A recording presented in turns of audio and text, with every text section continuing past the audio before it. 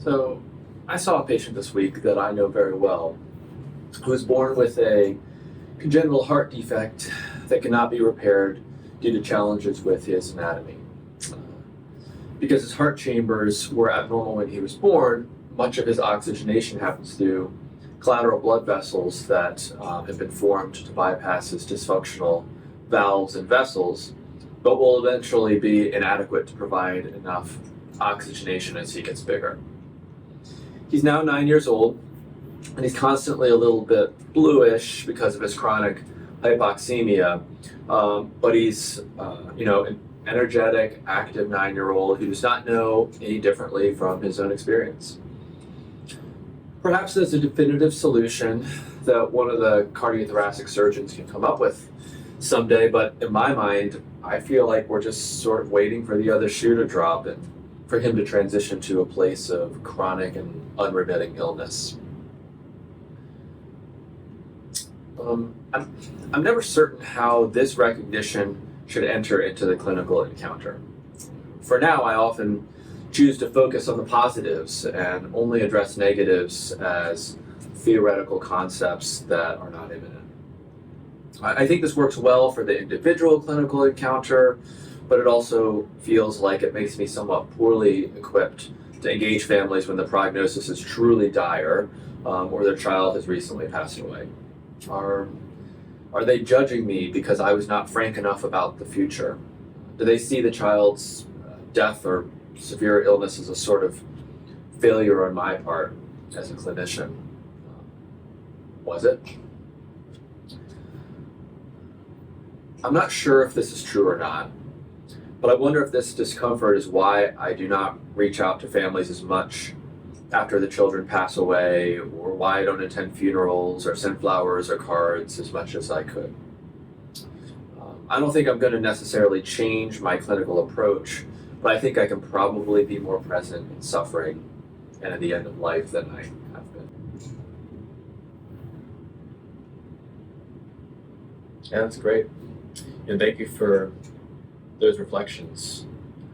I was wondering, can you tell me what you mean by this idea? You talk about focusing on the positives, but can you talk about what you mean when you say you are addressing negatives as theoretical concepts?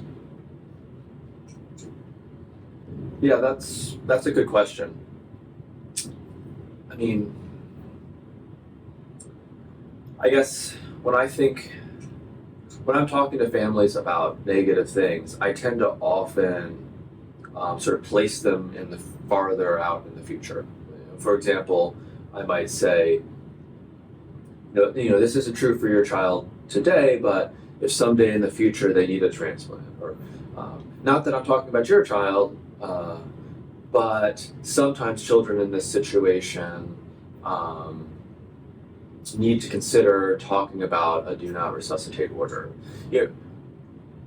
I will talk about things I think need to be talked about, but I'll often sort of displace them away from the child so that the concepts are more theoretical. And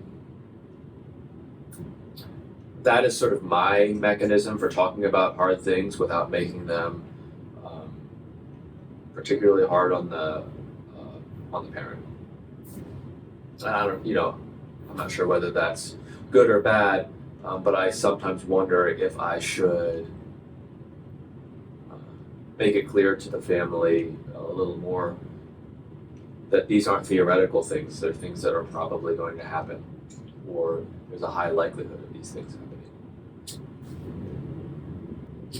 Yeah, that's good. Thanks. I think what I appreciate particularly about your reflection is how you're thinking longitudinally, sort of at each moment, about the care for this child. Like, as you're having one conversation, you're thinking about how this conversation and this encounter builds a foundation for future conversations and builds a conversation even for the difficult ones. Or builds a foundation maybe for the difficult ones. Yeah, I think that's right. I think that's something that I try to do. Thanks for the observation. You know, thinking about areas of dissonance, um, I also appreciate how you draw attention to an area of tension that I often feel in pediatrics. I think that pediatrics is by nature an optimistic field. After all, kids are resilient and they get better the vast majority of the time. Thus, I think there can be very few role models in the field of how to be frank in a way that's both honest and supportive, particularly outside of fields like oncology. And it just makes me wonder how one might create such opportunities for growth in these kinds of areas. I agree. Um, that's something I think of a lot for myself. How can I be better at this? And also, as an educator, how can I be a person that role models these approaches for other clinicians and support staff? But, I think it's difficult. Yeah, that was great. Thanks so much. Thanks for your comments.